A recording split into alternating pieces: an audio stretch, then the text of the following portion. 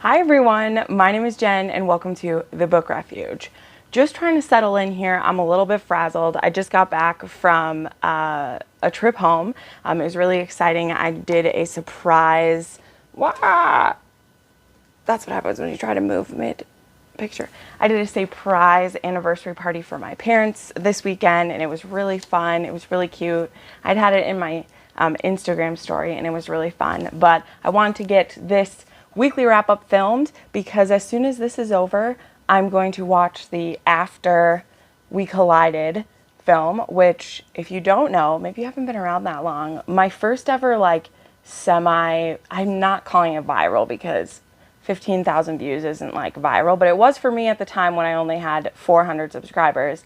And there's this video I made that was called an after movie rant video, and it got really popular. So I'm nervous to watch the second one, also because my channel wasn't main focused on romance back then. And now I'm still going to be honest about how I feel about it, but I'm much more aware about how I will talk about things too. So it'll be interesting. I'm excited, but basically I want to get this filmed. But before we dive into all the books I read this month, I launched something pretty crazy on Thursday, and that was channel memberships. And you guys have been super supportive and really fun about that. If you want to know more about it, you can go ahead and click the video. It'll either be in the card or link down below about what all the levels mean. But what it means first off is that I have 11 people who joined pretty much right away. And so I'm going to give a shout out to them. Basically, any level that you joined, you're going to get a shout out on my channel, as well as there's now going to be an end credit page to my video.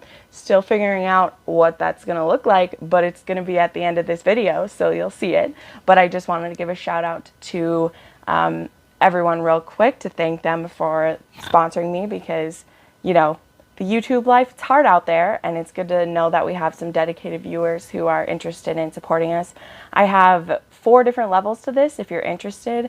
It really would mean a lot to me, but by no means is any of my content going to be unaccessible to you. It's only going to offer you more access, not take anything away. But let's go ahead. I want to shout out Helen M. for joining at the dedicated diva level. Thank you so much. Danny Blank, also a dedicated diva. Thank you. Appreciate you so much. Stella from Stella's Book Binge. She joined at the Fated Friend level. Keep wanting to call that Fated Mate, but I called it Fated Friend for alliteration purposes, and then I, want to say the other thing.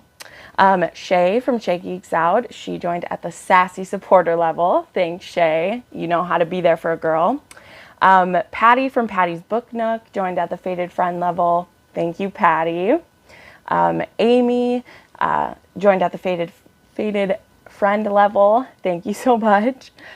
Crystal from Crystal's Bookish Life. Girl, you know you didn't have to. I love you so much. She joined at the Fated Friend level. We're Fated Mates, Crystal. It's a slip of the tongue. That's what it means. You just should really leave your husband for me and we could be a thing. It's going to happen. Chrissy joined at the Fated Friend level. Thank you, Chrissy. Elegant Earth joined at the Fated Friend level. Thank you so much. Glad to have you.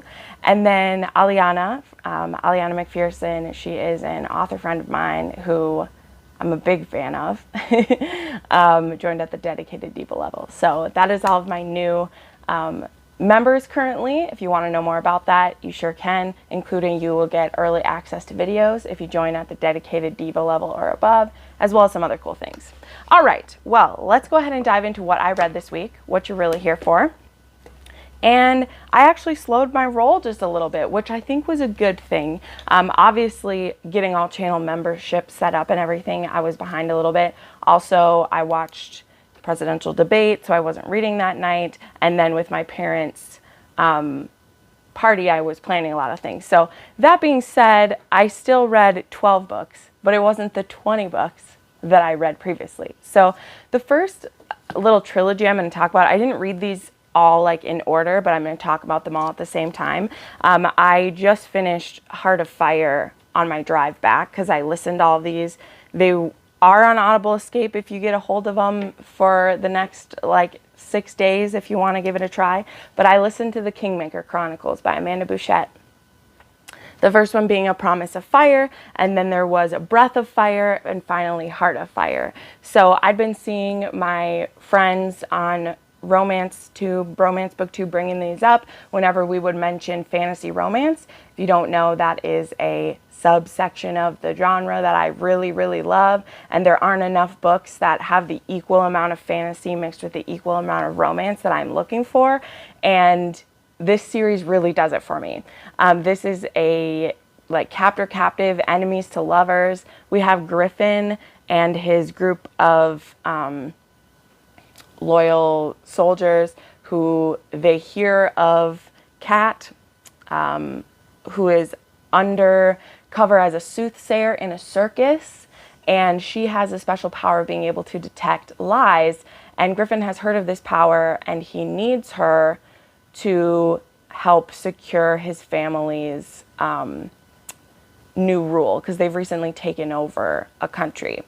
And he has bigger plans for her than that, but as far as she knows in the beginning, he wants her so that he can help secure his family's things. So now, this is a captor-captive. He does take her against his will, but he treats her with pretty much the utmost respect. Any like pain or like squabbles that happen to Kat is usually of her own making. However, like I do understand, like until we fully get the picture of like what Griffin wants her for, I understand why she's running. She's on the run from her mother, who wants her dead or wants to bring her back home for the power that she has. And yeah, it was beautiful. I did rate these. I gave the first one 5 stars, the second one 4.5 stars, and the third one 4 stars. Mostly having to do with, in the third book, there's this part of the story of about 100 pages that just had me like, get on with it. And then I had heard this by, like, Avery had told me this too when I watched her review, is that the final, like, ending was just a little anticlimactic. And so that piled on top of the fact that of that 100 pages in that last book where I was just like, can we move on, please? Just kind of left me with it ending with a fizzle rather than a bang. But I feel like this first book is a bang, and for how deeply I fell in love with Griffin, this hero, guys, I love him. He may end up on a book boyfriends list. I still need to think about it, but yes. And this one is a slow burn, but there's a lot of sexual chemistry between the two of them, leading up to when something actually happens. And then, you know, the next 2 books, there is steam smut happening all the time, and it was delicious. I loved them. I really, really loved them. I wish that the final book had a little more bang than I wanted, but it was great. There is gods and goddesses we're dealing with, like, pretty directly. We see Ares and Athena and Aphrodite, and we hear of Zeus. Like, we see these people, and Kat is blessed by some specific gods, so we get to see how they bless her and how they try to help her through her hero's journey. So I really loved this trilogy. I think if you love fantasy romance and you've heard us mention it, it's definitely worth your time. And you may like that third book, how it ends, more than I did. It just wasn't what I was looking for, but it didn't ruin this whole story for me. Okay, like, that's still, on average, if I would average them all out, I would still give this series a 4.5. You know, putting it all together, that's where I would land at it, because I still really, really liked it. Then I read Her Sweet Alpha by Thyler King. I already talked about this in my, actually you haven't seen that video yet, so I won't tell you what video it's from, but this is a paranormal standalone werewolf romance. It has a black heroine. I believe she's black. I think she is black. Yes, she is. And plus size. And we have a alpha he's alpha to his pack. And once these wolves, if they haven't found their fated mate, their mate by the time they're 30, they become impotent. And he's about to reach that time. And so he has a lot of females throwing themselves at him in hopes that they would be his mate, or hoping that they would choose him as their mate. And then he's at a restaurant one day, and his waitress is his fated mate, and he goes a little bit bonkers for her right then and there. But he's not a total ass. Like, it's called Her Sweet Alpha because though the initial meeting of him, you think that he's going to be a bit overwhelming, he actually is so sweet and delicious. And there is, yeah, it was so cute. It was a quick read, but it was delicious. I feel like this could be a really fun book to read for one of the paranormal readathons because it's a standalone. There aren't a lot of paranormal standalones like this, and I really, really enjoyed it. Then I read The Enticement by Tara Sumi. This was book 5/3 in the Submissive series. See my video from last week to know more about what I mean by that. But this one I gave a 4-star. It was good. We are seeing more of the long-term submissive relationship between this couple.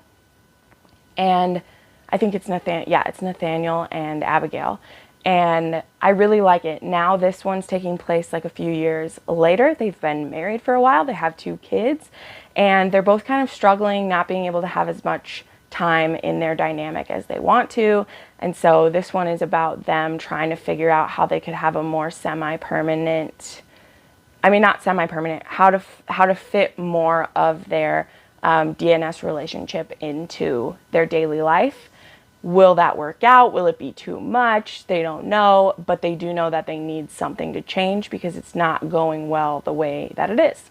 So this was really good. I feel like we don't ever get to see a lot of BDSM relationships, well, a lot of romance books, right? If it's not a series, you are just told that the couple's going to be okay, and then we don't get to see more. And I really appreciated, like, how would this be if you want to be following your sir's rules and his asks of you, but you have a baby who needs you, like, how do you fit that into being a parent with young kids and still getting to be a submissive the way that you want to, and will sing to your kids' needs and not having it flaunted in front of them. So I thought it was very intelligent and fun.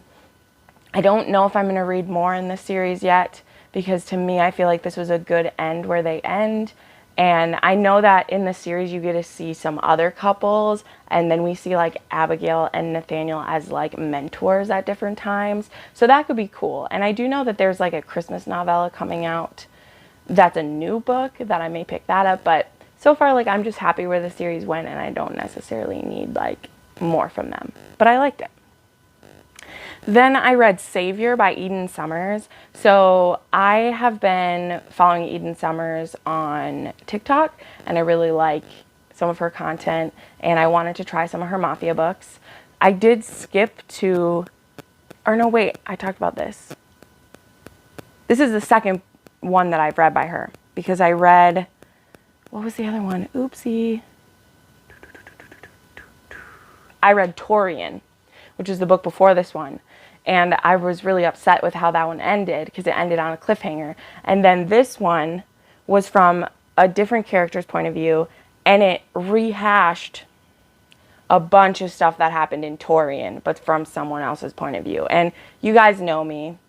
I really don't like that when it is a complete rehash. And this one wasn't even a rehash from like a different love interest point of view. This is about someone who we see things happening to her in Torian's book, and now we're seeing it from her book.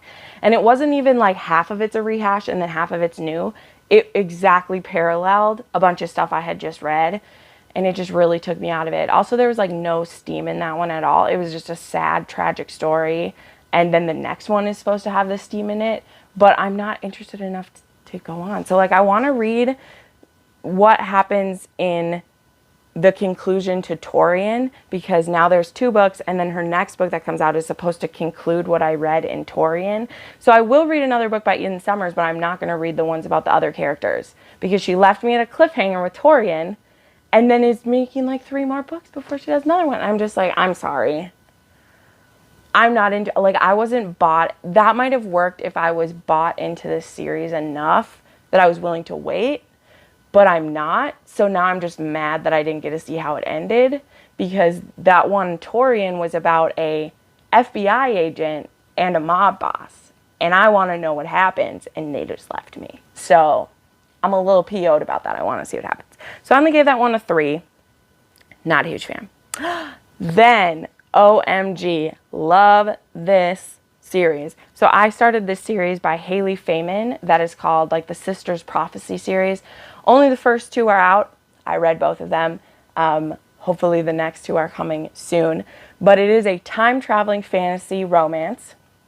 And it's about these 4 sisters. There's a prophecy you get to see at the beginning. These 4 sisters will all get pulled back in time, and they will each be mated with the strongest warriors of that time. And then once each of them has found their fated mate and has like consummated their relationship, it will set forth this prophecy, which will like remake the world basically. Okay, so that's the setup of this prophecy. So our first sister, we have Sebilla, and she lives in like modern day Seattle, somewhere up there, and she gets pulled back in time to just like this medieval time. Think kind of Game of Thronesy for this, but it's also like a parallel world too. Like it isn't Earth, so things aren't set up like Earth, but it's also like time travel as well, even though it's not Earth. So I don't know if it's still time travel, but definitely further back in time. And she just like ends up in the arms of this guy. I think this one is Elias, and he's a king of this land, and he thinks that she's a witch who just gets dropped at his feet, but then he is inexplicably called to her. So within like the 2nd chapter, they're like having sex with each other, and they're both super into it because they're fated mates, and they're just like, right? So this is insta-lust. If you don't like that, sorry, it's super hot, because this doesn't mean the end of conflict in this, because he's inexplicably drawn to her.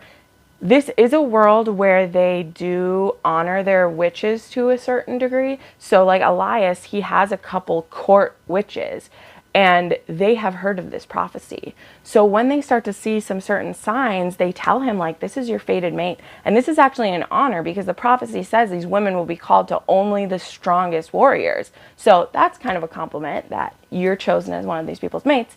But he's very, doesn't want to admit that he's forming love feelings for her. So he makes her his wife because he, has the sexual chemistry with her off the charts.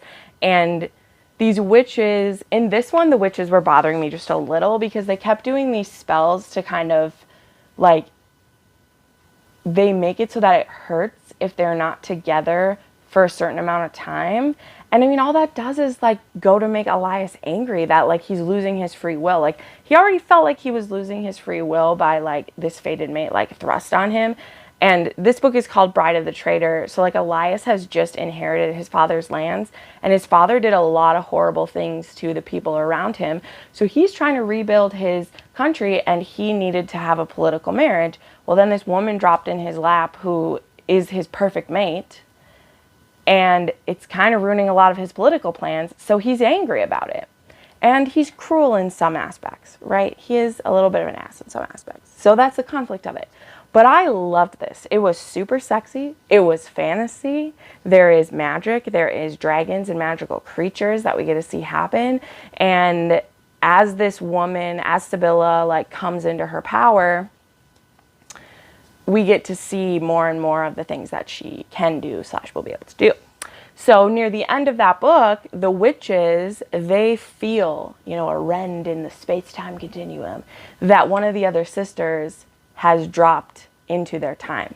Like they have felt that one of the other sisters has come. So that's kind of the end of that book. There's also a sweet little novella at the end of that one about a couple that we met. That's really cute. So then we have Bride of the Sea. So this is book 2, and this is about, I can't remember the sister's name. I think it's Liv. This is about Sister Liv, and she falls back in time and lands at the feet of this Viking warrior. He's a sea captain, and guys, this one had one of the had one, like, 2nd chapter of this book. They are doing it in the mud outside of this village that they had just taken over, and so he claims her as his because he thinks that she's from this village, and so he claims her as his. And then when he takes her to his, like, so they're just doing it. She is consenting to this, by the way. because they are both fated mates. And so though she's like, wow, why is this hunky Viking coming at me? She, like, there isn't dubious consent happening, right? Like, it's consensual, even though it is like happening in the mud. It's a bit intense. And then he brings her back. So in this case, these two, like, they can't speak each other's language currently.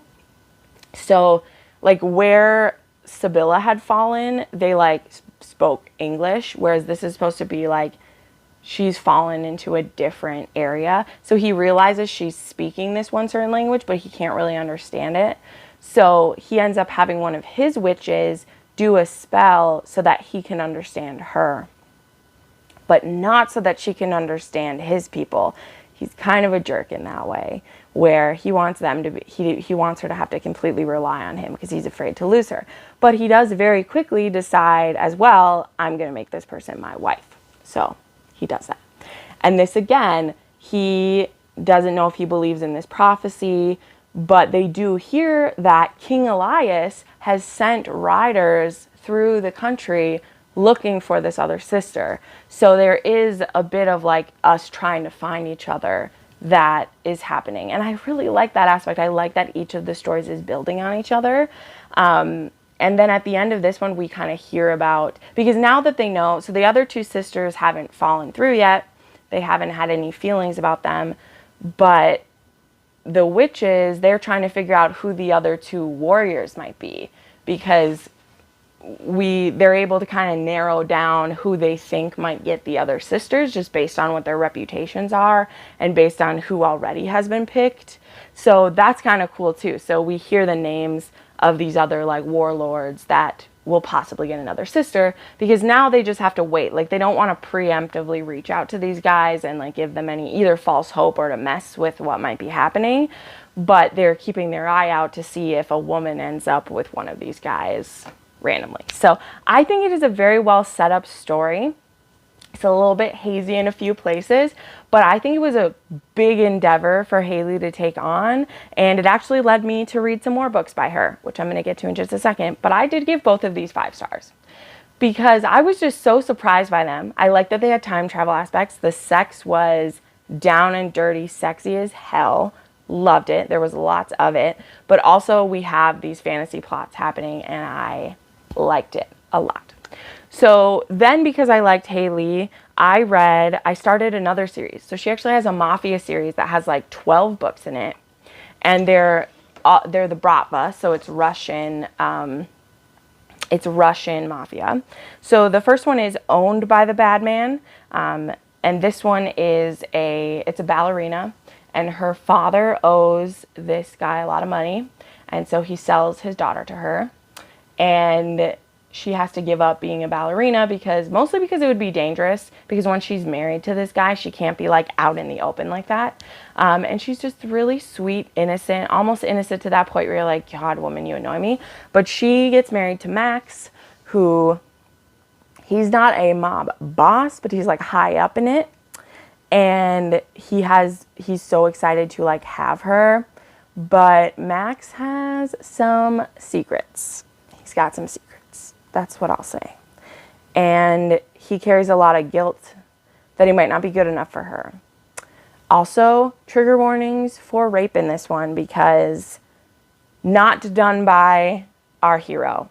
So we'll just put that out there.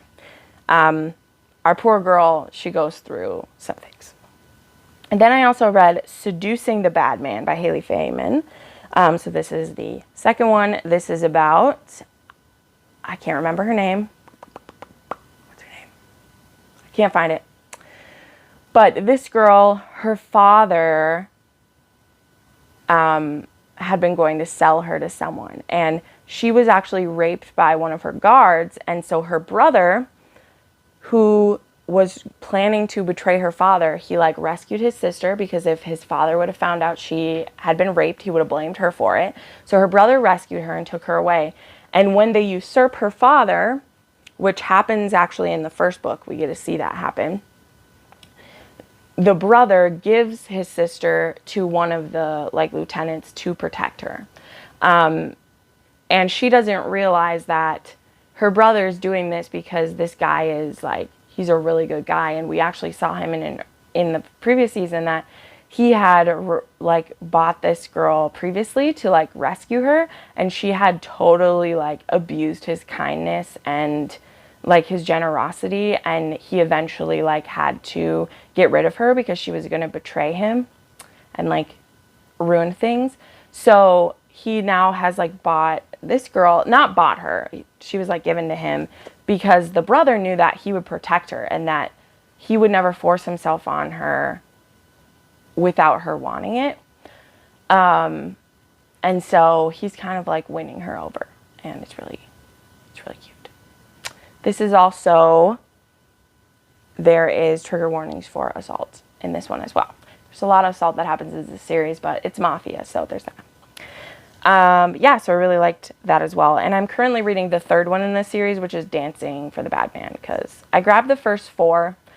We'll see how the 4th one goes, but I probably won't continue just because they're already kind of following into a pattern. They're kind of doing the same thing. But I can tell, too, that like Hayley learned a lot about writing while doing this series, because I read The Bride of the Traitor, like those books she wrote after she wrote these ones, and I can tell that her skill got so much better. So I gave those both 4 stars. Quickly, I did DNF Carter Reed 2 by Tijan. I just wasn't feeling it. And I was getting bored by how it was dragging out. And so even though I did like Carter Reed, the first one, I just kind of was like, I don't want to keep going. So I DNF'd that one. Then I read Hypothetically by Dr. Rebecca Sharp. This was just a quick novella about a chemist. He's a doctor he's a chemist, but he's like a researcher. He's trying to find a cure for cancer. And then his daughter's best friend who kind of manipulates things so she can get an internship at his place. And this is just a quick and dirty age gap. I gave it 3.5 stars because I didn't really like the doctor that much. But it was I liked that he had a unique job, and this was one that needed to be a full novel. Like, I think I would have appreciated it if we had got to see, because as it is, like, he's so against the relationship between them for so much of this, and it's only a novella. So there's like nothing, and then he snaps, and it's like, oh, let's have sex all the time, but it's over. So this is one that I liked the idea of it a lot, but it needed to be a full book. So I only gave it 3.5 because it wasn't enough for me. It wasn't enough. And then already, wow, I feel like, I've been talking a while, but not as many books as normal. I read Taboo by Hilary Storm. So this is another book that I found the author on TikTok. Been doing that a lot lately. TikTok, finding some recs there. And this one it's funny that it's called Taboo because I've just read so much more taboo things than this. But this is a girl who she's been like in love with her best friend for a really long time, and he like won't make a move, so she ends up sleeping with his roommate. In fact, she has made a move on him, and instead he rejected her and then had an orgy with like 3 other girls and let her walk in on it. So she slept with his roommate, and then he gets really mad about it, and the roommate is really sweet, really great, and in fact it ends up becoming kind of a love triangle, but then it's a menage. So, not a menage with sword cross, but a menage as in like there are threesome scenes in the book and we share a bed together, but no sword crossing. So it was okay, it was cute. I gave it 3.5 stars. I definitely would read another book by this author. I just think that she put a lot of angst in this book to make it like, ooh, I'm so angsty. But then it wasn't that angsty, because I've read books where the menage is much more angsty. Do you know what I mean? Like, maybe this would have been a good, like, intro to menage for someone, because it's a love triangle that, like, turns into menage, and there's no sword crossing. So maybe it's a good first step. But for me, who's read Katie Robert or who's read Jade West, like, this was just, like, I wouldn't even call this taboo. So, because it's not even a MMF menage, it's just MFM. So I'm just like, that's just a threesome. What are you doing here? So anyway, all right, yeah, so that's my weekly reading. I'm actually happy with that I didn't go bananas, but I think this last week I will. I've already started All Scott and Bothered, which if you don't know, my friend Crystal and I, we started a historical romance book club called the Rake Appreciation Society, and our first read is going to be All Scott and Bothered. It's not specifically for the month of November because our live show is going to be the second Thursday of every month. So we're not like, we'll just pick a new book each time, right? I'm halfway through it and I'm loving it. I'm also reading, like I said, another book by Hayley Faiman. And then I am reading, I can't remember the name of the author. I have another book that I started as well. So that's everything that's going. Remember, like I said, check out the channel memberships. If you're watching this on your desktop, you should see the join button down there. You can click that and it'll show you what my options are. If you're watching this on your phone, you can go to my profile and you'll see the join button and you'll get to see all the different options and what we got going on. And I would love to have you. There is lots of fun benefits and some cool things that I have coming down the pipeline for channel memberships. I'm so excited. Thank you all for being here with me today, and I'll see you in the next video. Bye.